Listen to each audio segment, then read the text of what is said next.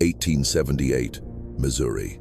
The funeral home with a secret maternity ward, the horrifying truth behind a baby trafficking ring. What if the hand that brought you into this world was the same one that signed your death certificate before you even had a name? In the mining town of Black Hollow, Missouri, nestled in the Ozark Mountains in 1878, two sisters controlled both the fragile beginnings of a life and the final rest of a soul. They ran the Blackwood Orphanage and Funeral Home, an institution respected throughout the land. But what they were truly building in the shadows, between the first cry of birth and the silent grave, was a legacy of crime so monstrous it was designed to be buried by time forever. This is not just a story about crime. This is the story of a town held captive by a monstrous secret hidden behind a veil of benevolence. The Blackwood sisters didn't just bury the town's tragedies. They created them, orchestrated them, and profited from them in the most ruthless way imaginable. They stole life from poor families and forged deaths to cover up a sophisticated human trafficking operation. This is the story of the Blackwood sisters and the truth of what happened within the walls that connected their two empires of life and death. But I must warn you, the path we are about to walk is not for the faint of heart. It demands that you question the very nature of kindness and cruelty, because this story will prove that the most terrifying darkness doesn't lurk in deserted alleys, but reigns in the very hearts admired by an entire community. If you are someone who doesn't just accept easy answers, if you believe that the truth, no matter how painful, must be brought to light, then you have come to the right place. Let me know you're ready by leaving a sign in the comments below. Let us know where in the world your flame of curiosity is lit. Together, we will turn the forgotten pages of history. Now, to truly understand the depravity of this decades-long crime, let's go back to Black Hollow, Missouri, in 1878. Now, to truly understand the depravity of this decades-long crime, I need you to picture the world as it was. Let's go back to Black Hollow, Missouri, in 1878. The Reconstruction era had just ended, and America was trying to heal its wounds. But in the remote valleys, isolated by the towering cliffs of the Ozarks, life moved to a different rhythm. Here, progress was a distant steam train whose whistle they only heard as an echo. Black Hollow was a town built on two things: coal and faith. It was a place where every face was familiar, where trust was not just given but assumed, especially when it came to people of status. The town doctor, the town pastor, the town undertaker. These were not just professions, they were pillars of the community. Their authority was as solid and unshakable as the mountains that enclosed them, cutting them off from the rest of the world. There was no second clinic, no other professional opinion to be found without a treacherous journey by horse-drawn carriage over muddy trails. The local newspaper, if one existed, reported on crops and church socials, not on the alarming infant mortality rate or the creeping tendrils of a systemic evil. This isolation was the perfect fertile ground for a moral sickness to grow.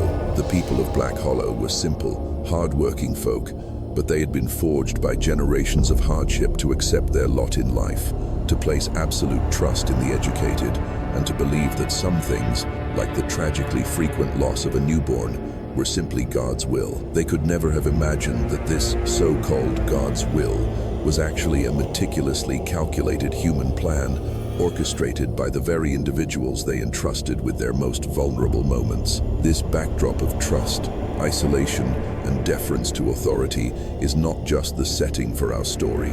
It was the sharpest tool the perpetrators possessed. It was like an anesthetic, rendering the entire town oblivious as its very soul was being ravaged. Stepping into this tableau of quiet desperation and unshakable trust were the Blackwood sisters, Dr. Cordelia Blackwood, and her younger sister, Prudence Blackwood. And I want you to truly picture these two women, because the public faces they wore were masterpieces of deception. Cordelia was the town's savior, an elegant, proper female doctor who had brought her medical knowledge back from the big city, a woman of great intellect and a gentle voice that could soothe even the most anxious mother-to-be. She spoke of her mission to bring modern medicine to these forgotten valleys, of giving the miners' children the same chance at survival as the children of prestigious families. She was a symbol of hope, a beacon of progress. She would hold mothers' hands, reassure husbands, and give health talks at the church. By all accounts, she was a saint in a pristine white coat. Then there was Prudence. Where Cordelia was the warm light, Prudence was the quiet shadow, and the town found that perfectly suited to her work. She was the operator of the orphanage and funeral home, silent, dignified, and always in a modest black dress.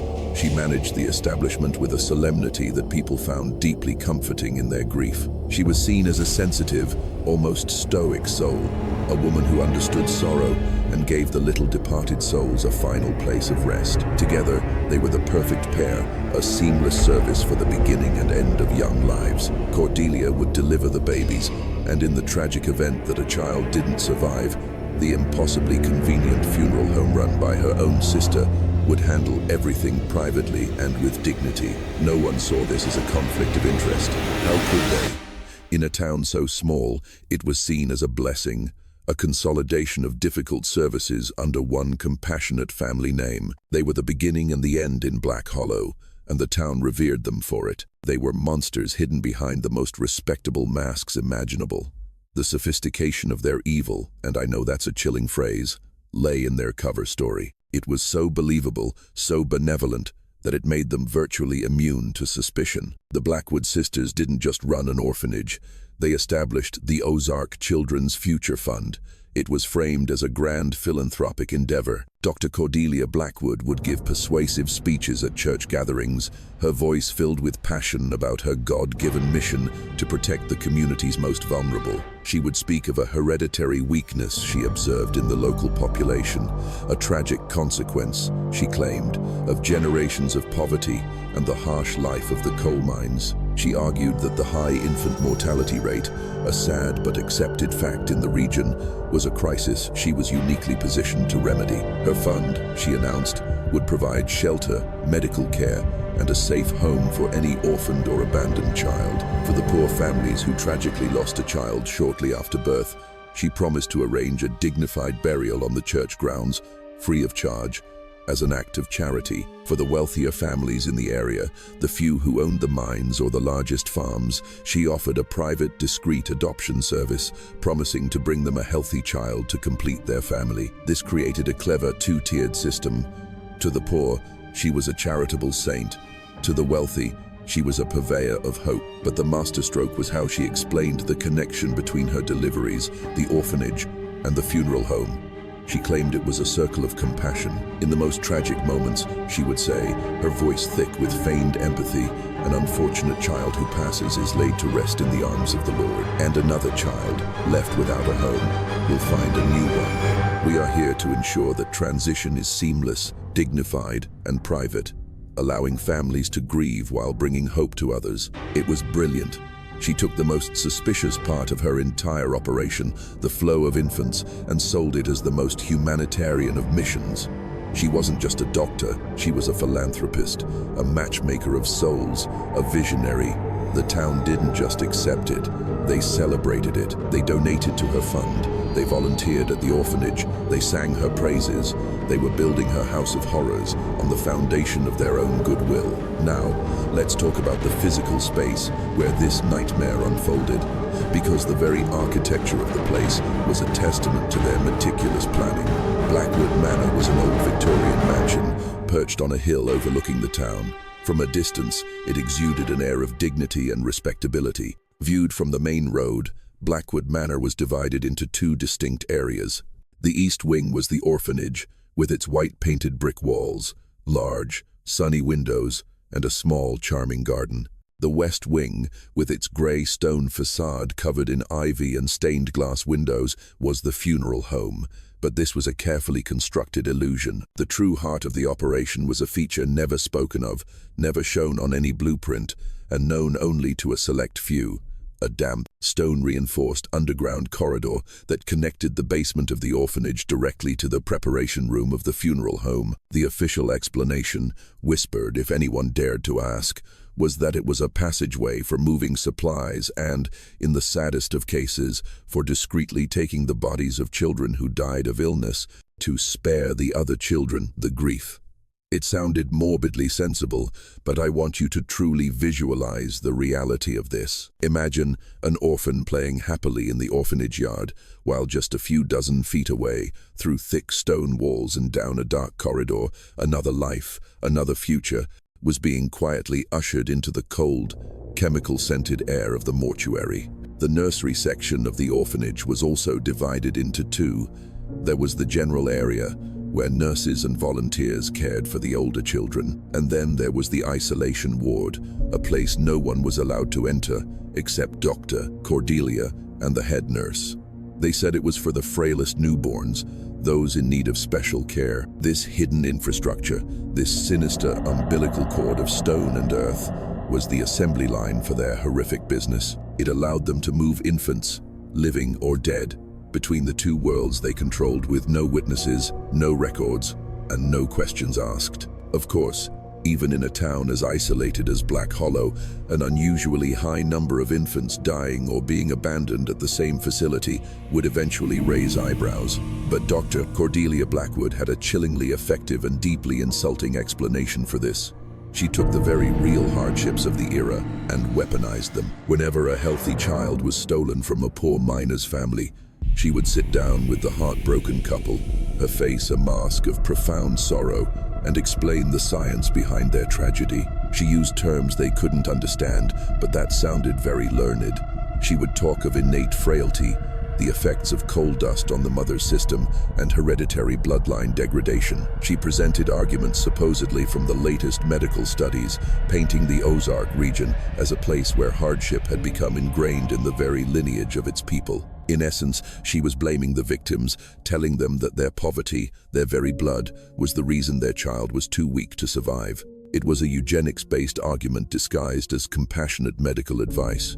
For the wealthy families she targeted to sell the stolen children to, the explanation was different, but just as manipulative. She would tell a barren couple that, through the benevolence of a young mother who had tragically passed, they had the opportunity to adopt a healthy newborn. The paperwork would be handled discreetly and quickly as a blessing from God.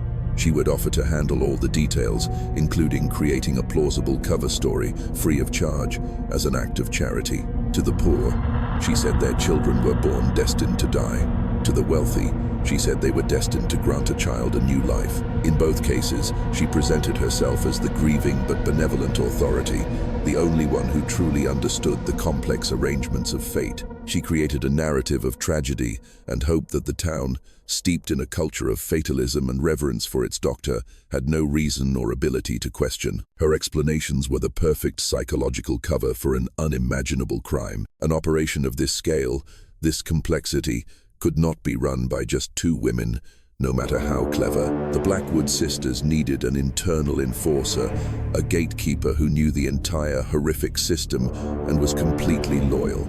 That person was head nurse Matilda Croft. To the public and most of the staff, Nurse Croft was the picture of discipline and devotion. She was the stern, unsmiling woman in her late 50s who ran the orphanage with an iron fist. Her grey nurse's uniform was always crisp, and her sharp eyes seemed to see everything. She was known for her strict adherence to Dr. Cordelia's protocols, her harsh tone with any young nurse who dared to show weakness, and an almost fanatical obsession with order and cleanliness. Most people, including the young women who worked under her, were simply afraid of her. They attributed her severe demeanor to the weight of the job and the high standards she maintained. But her true role was far more sinister. Matilda Croft wasn't just an employee, she was an accomplice. We may never know if she truly believed Cordelia's twisted ideology, if she was bound by a dark secret from her past, or was simply motivated by a substantial cut of the profits. What we do know is that she was the critical linchpin. She was the one who managed the work schedules, ensuring only the most trusted were present during a planned event. She was the one who forged the birth and death certificates, her neat, cold script condemning infants to either a new, false life or an unmarked grave. She controlled access to the underground corridor and the isolation ward. She was the one who would soothe a grieving mother with strong sedatives, later explaining it as necessary care to ease the pain. She was the silent, ever-present warden of this infant prison. Her cold authority ensured the system ran smoothly, and that any potential witnesses among the staff were too intimidated or too misinformed to understand what they were seeing. She was the firewall of flesh and blood between the Blackwood sisters' monstrous secret and the outside world. To fully grasp the depravity of the Blackwoods' business, we must identify the victims. And I need you to understand this because it is a critical part of the horror. There wasn't just one group of victims. There were three, each subjected to a unique and devastating form of violation. First, there were the mothers from the poorest mining families in the surrounding hollows. They were often young women, some still teenagers, who saw Dr. Cordelia as a savior. They placed their complete, unquestioning faith in the kind woman who promised to care for them and their babies. When they delivered a perfectly healthy, rosy-cheeked child, one that met the Blackwoods' desirable criteria for their clients, Nurse Croft and Dr. Cordelia would spring their trap. The mother would be given a strong dose of herbal sedatives, told it was to help her regain her strength. When she awoke, she would be given the devastating news that her baby had not survived, having been born too frail. Her grief was met with empty platitudes. Her questions were dismissed with complex medical jargon, and she was sent home empty-handed, with only the memory of a brief cry and a pain that would follow her for the rest of her life, while her child was alive and being prepared for a new life somewhere far away. The second group of victims were the very ones the Blackwood sisters needed to balance their criminal books. When a poor family did have a stillborn or sickly child, that body would be used. Prudence Blackwood, with a somber and dignified air, would arrange a charitable burial. A death certificate would then be created, but the name on it would be for a non-existent child, born and died on the same day. These fabricated deaths helped account for the growing number of infant graves in the town cemetery, quelling any suspicion about an unusual mortality rate.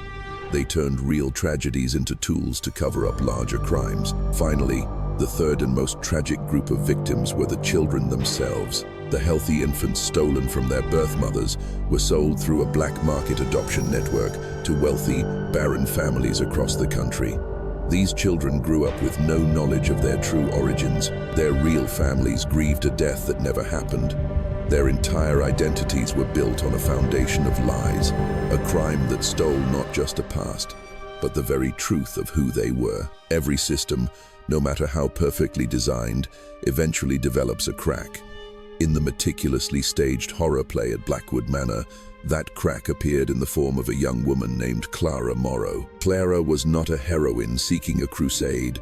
She was just a young nurse, an orphan herself, who had grown up on the kindness of others, and now she wanted to spend her life paying it forward. When she heard about the Blackwood Orphanage, a sanctuary for children like she had once been, it felt like a calling. She arrived in Black Hollow in the fall of 1878, full of idealism and compassion, deeply impressed by the elegant Dr. Cordelia and her noble mission. For the first few months, she saw nothing amiss.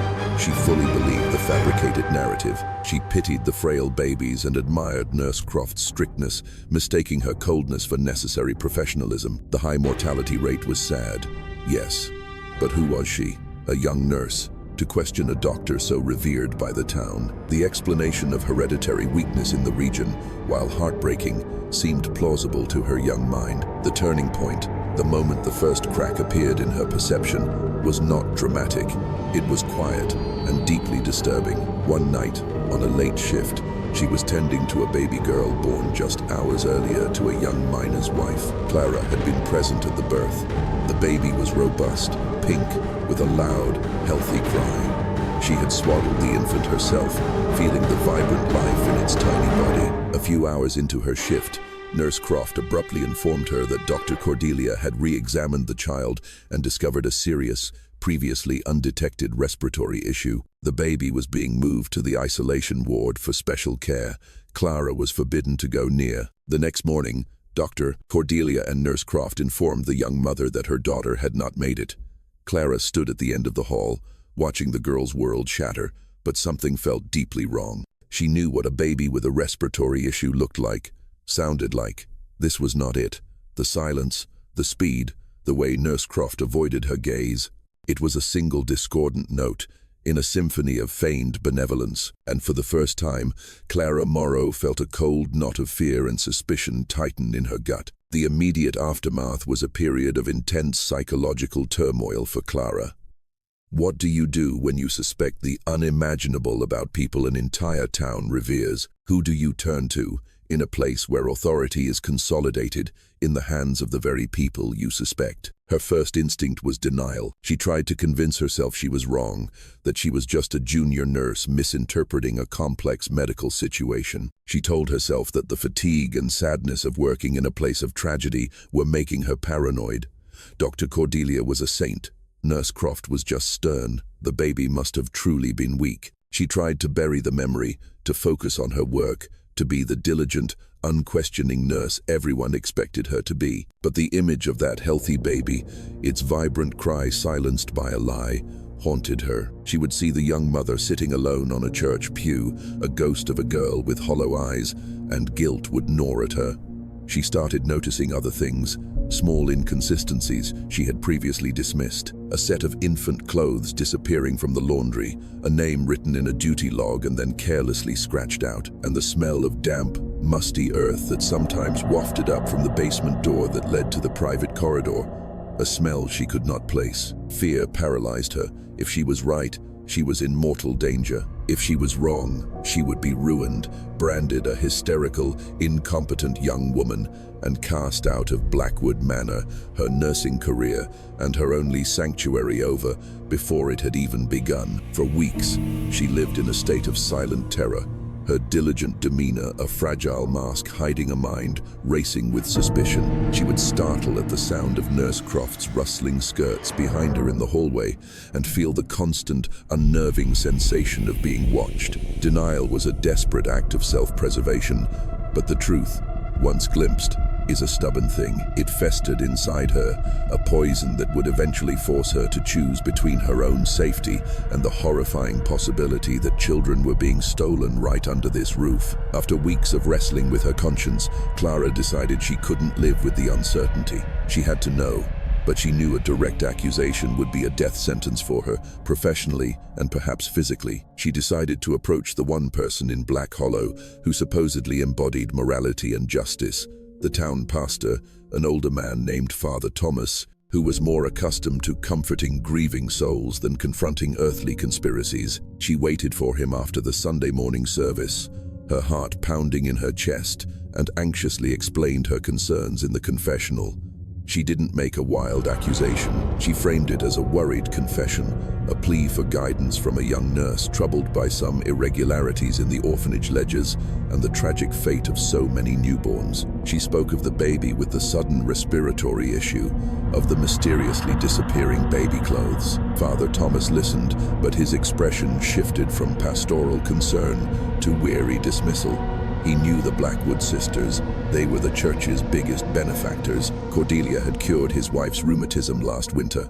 The idea that these women, these pillars of the community, could be involved in anything criminal was, to him, utterly preposterous. He laid a hand on her shoulder and explained it away with classic, blind faith. "Now, my child," he said, his tone patronizing, "Dr. Cordelia is one of the kindest women God has given us. Running an orphanage in a place like this, it is a great burden. The children who come here, bless their hearts, they often carry the sickness of poverty with them. It is a tragedy, but it is not a crime. You're likely just overworked, child." He promised to pray for her and to have a private word with Cordelia, but Clara knew what that meant. He would tell the doctor that a new nurse was having paranoid thoughts, and Cordelia would know exactly who it was. The system was protecting itself. The pastor wasn't an evil man. He was simply a product of his environment, incapable of imagining an evil that wore such a virtuous face. Clara left the church with a new, colder, and more terrifying realization. She was utterly, completely alone. The path of faith wasn't just closed. It was part of the wall of silence. Clara's failed attempt to find help had a chilling effect.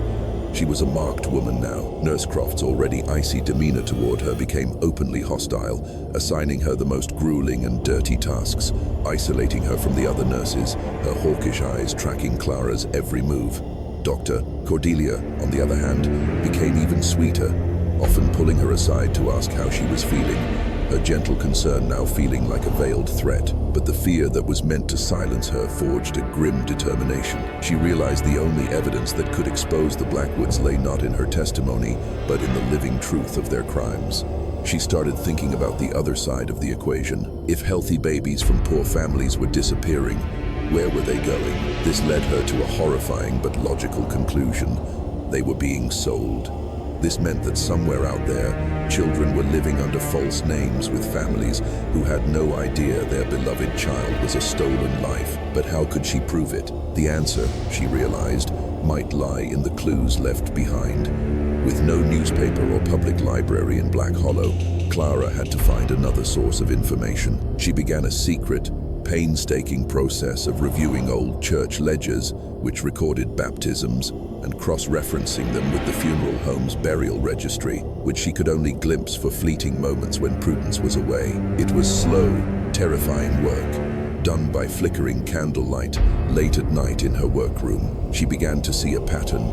A child recorded as having died of frailty in the funeral home's book, but with no record of its baptism in the church register. Conversely, children recorded as having been adopted at the orphanage had no birth certificates or records of their origins. The paper trail, as deliberately scrambled as it was there, but the most damning evidence came from an unexpected source. Clara began to notice the small items that poor mothers, in their grief, had left to be buried with their babies. A hand-knitted bracelet, a piece of an embroidered blanket. She remembered these items vividly. Weeks later, while cleaning the rooms of newly adopted children, she was horrified to discover those exact same items, the bracelet, the blanket piece tucked away in the belongings of living children. The stolen victims, the ones buried under a lie and the ones living a lie, were the living proof. Each mismatched detail, each misplaced item was a ghost, screaming a truth no one else could hear. She now knew she wasn't just investigating suspicious deaths.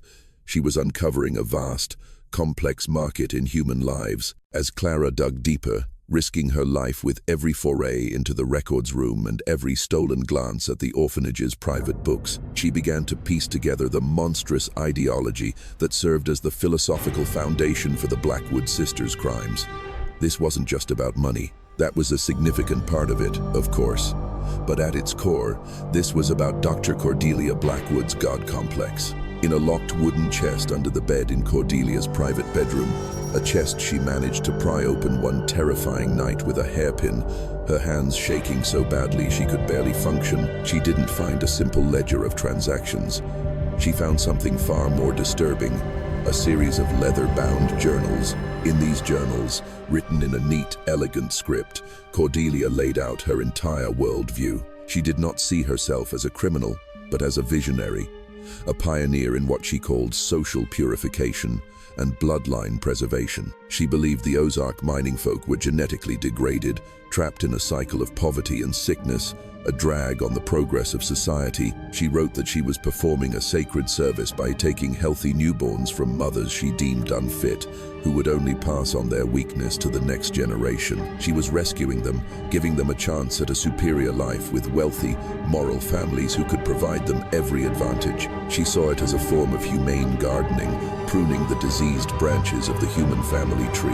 The stillborn or genuinely sick children of the poor were, in her mind, nature's errors, and she was simply cleaning them up. The fraudulent death certificates and fake adoption papers were necessary tools, a means to a higher end. She documented her cases with cold, scientific detachment, noting the physical traits of the stolen babies, hair color, eye color, health, as if they were prized seeds. She was matching them to the requests of her benefactors.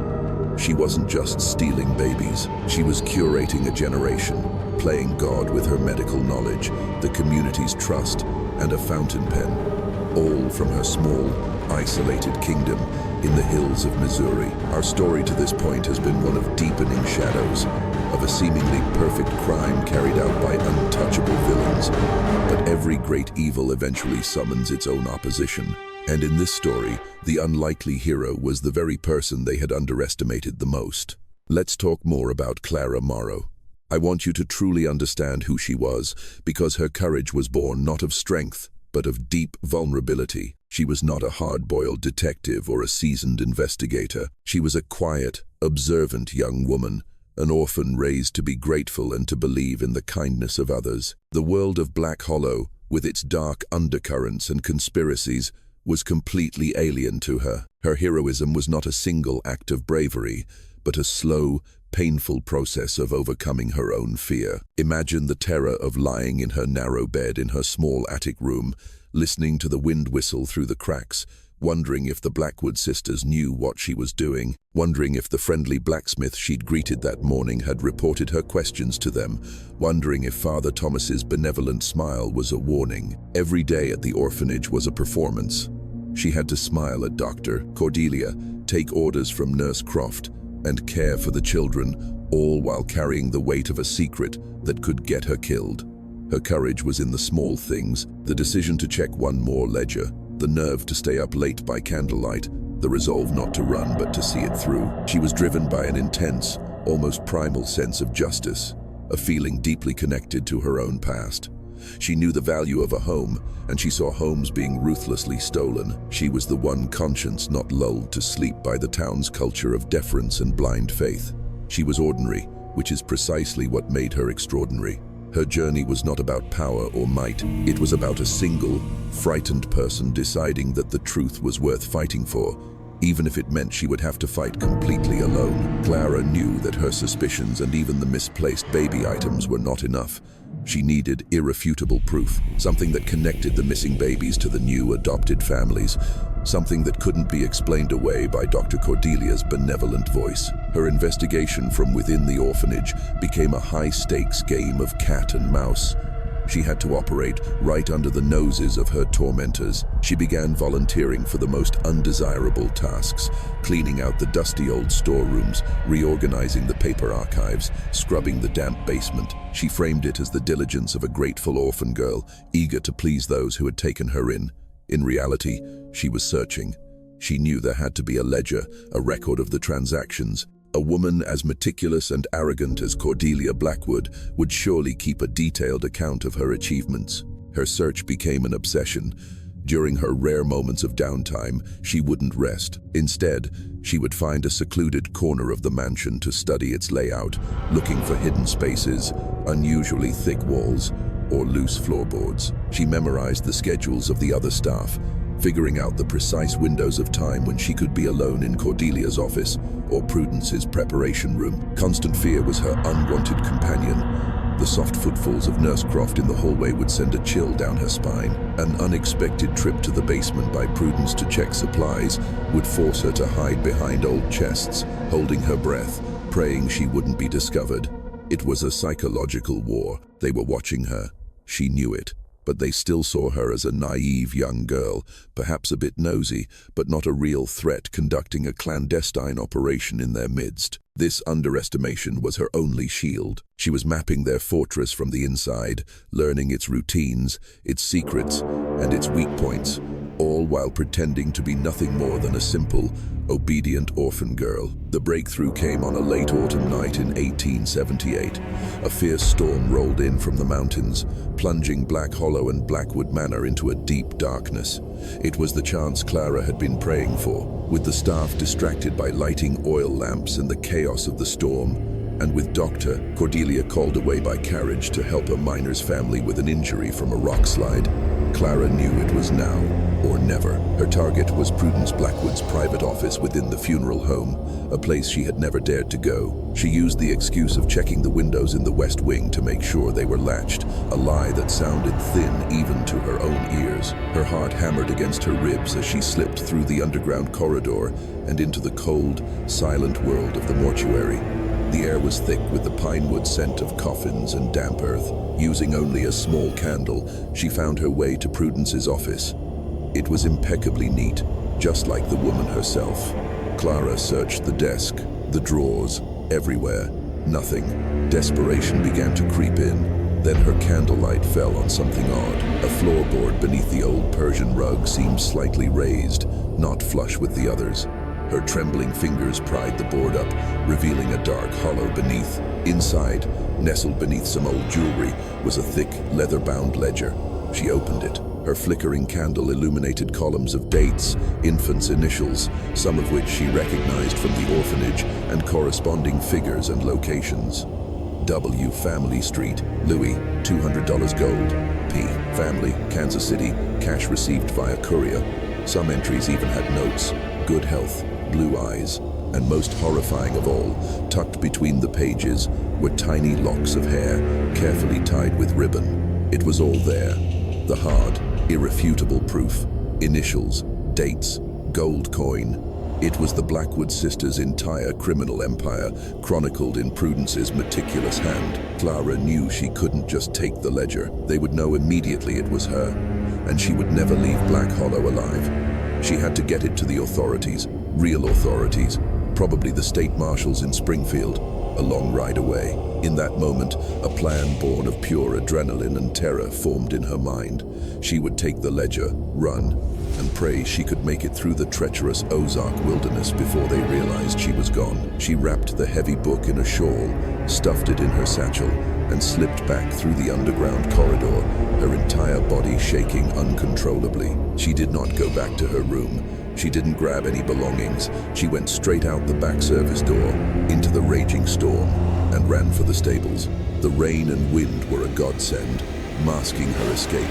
But as she was struggling to lead a horse out, the light from a lantern cut through the darkness, pinning her in its beam. Holding it was none other than Nurse Croft, and standing behind her, her face a mask of cold ice, was Prudence Blackwood. In an instant, Clara knew that Nurse Croft was not just an obeyer of orders. She was an active part of their network, their eyes and ears. The chase was on. Clara jerked the reins, leaped onto the horse's bare back, and spurred it out of the stable. She plunged into the dark, dangerous woods bordering the estate. What followed was a nightmarish chase through the Ozark forest in the middle of a thunderstorm. Prudence and a farmhand were on her tail, the sound of their horses and their angry shouts echoing in the wind. She was riding for her life, clutching the evidence that was her only hope. She rode low over the horse's back, dodging branches that whipped at her face, crashing through brambles that tore at her dress and skin, fueled by a terror so profound it eclipsed all pain and exhaustion. After what felt like an eternity, the hoofbeats of her pursuers faded as they diverted their search down a false trail. Clara kept riding, deeper into the woods. She didn't dare stop until the horse was exhausted and the first gray light of dawn was filtering through the canopy. Soaked, freezing, scratched and bruised, but still clutching the ledger, she finally dismounted. She knew following any known road was a risk, so she continued on foot, leading the horse through the wilderness, using the rising sun to guide her northeast, towards Springfield. It was a grueling journey that lasted nearly 2 days. She had no food but a few wild berries, no water but what she could scoop from streams, but the fear of capture was a more powerful motivator than any physical need. Late in the afternoon of the second day, she staggered out of the tree line and onto a dirt track leading to a small farm. A kind farmer, astonished by her disheveled appearance, was quick to show concern. She didn't tell him the whole story. She only said she was on her way to visit a sick relative in Springfield and had gotten lost. He looked at the sheer terror in her eyes, gave her a meal, and showed her the safest road to continue. The ride on his wagon out to the main road was the first moment she felt a flicker of hope. When she reached Springfield, she wasted no time. She sold the horse for a few dollars, then walked straight to the office of the state marshal. She placed the mud-stained ledger on the chief marshal's desk and said in a raw, hoarse voice, "My name is Clara Morrow. I'm a nurse from Black Hollow, and I have proof of unspeakable crimes against Dr. Cordelia Blackwood and her sister, Prudence." At first, the marshals were skeptical. The Blackwood sisters were, after all, reputable figures known for their charity. But the ledger was undeniable. The meticulous records, the initials that could be cross-referenced with church registries, and the chilling locks of infant hair were all there. The chief marshal's initial disbelief quickly turned to stunned horror. Within hours, a major investigation was launched, a secret task force assembled, far from the prying eyes and influence of Black Hollow's powerful friends. For the first time, Clara was no longer alone. The wheels of justice she had tried to turn by herself were finally, belatedly, set in motion. The reversal was staggering. The hunted had become the hunter. The raid on Blackwood Manor was planned with the secrecy and precision of a military operation. In the pre-dawn hours of a cold winter morning, a posse of state marshals rode into the sleeping town of Black Hollow. They blockaded the single road leading up to the mansion before anyone knew what was happening. The main raiding party, with Clara Morrow voluntarily accompanying them to guide the way, stormed the old mansion. What they found inside was worse than even the ledger had suggested. The orphanage and funeral home were not just a business of feigned compassion. They were a purpose-built facility for human trafficking. The isolation ward was, in fact, a holding pen, with thickly padded cribs to muffle the sound of crying. In the underground corridor, they found sedatives, carefully hidden caches of expensive baby clothes, and small toys that Clara recognized as belonging to children who had been reported deceased. But the true room of horrors lay in the basement of the funeral home. Behind a false stone wall in the preparation room, they discovered a hidden ice cellar. Inside, on stone shelves, were the tiny, nameless bodies of more than a dozen infants, preserved in ice. These were the tools of their trade. The genuinely stillborn or sick babies from poor families that they kept in order to stage fake deaths to account for the growing number of infant graves in the cemetery. It was a gruesome library of stolen tragedies, a discovery so vile that several of the seasoned marshals had to turn away in silence.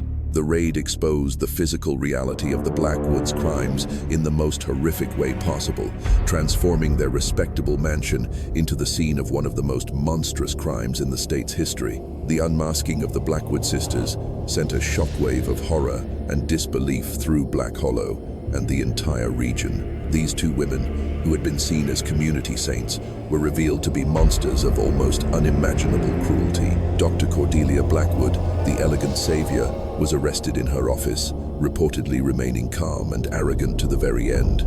She did not confess. Instead, she tried to spin a narrative that she was engaged in a grand, misunderstood mission of social purification, that she was saving children from a life of squalor. She maintained her delusion of intellectual and moral superiority, viewing her captors as too small-minded to understand her work.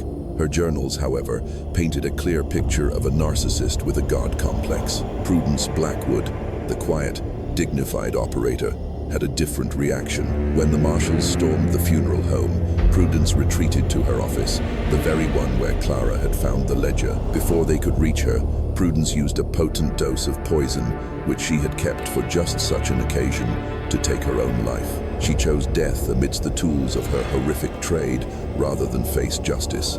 Her final act was one of cowardice, a silent confession that left her sister Cordelia to face the consequences alone. The news shattered the town's collective identity.